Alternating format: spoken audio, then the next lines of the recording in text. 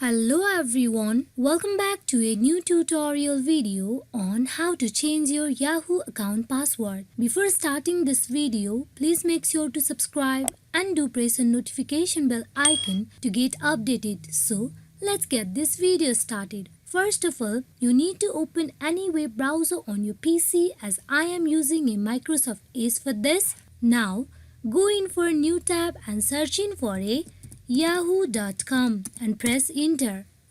At the official page of Yahoo, you can see sign in option. Click on sign in.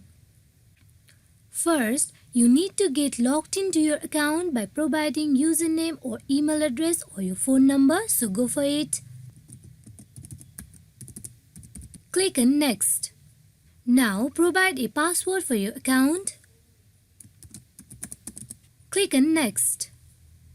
You have been logged into your account. Here, you can see profile icon. Just click on it. Now click on account info.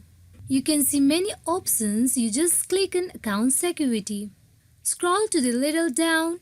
Here you can see password option. Just aside of password, you can see change password. Click on change password. Provide a new password for your account.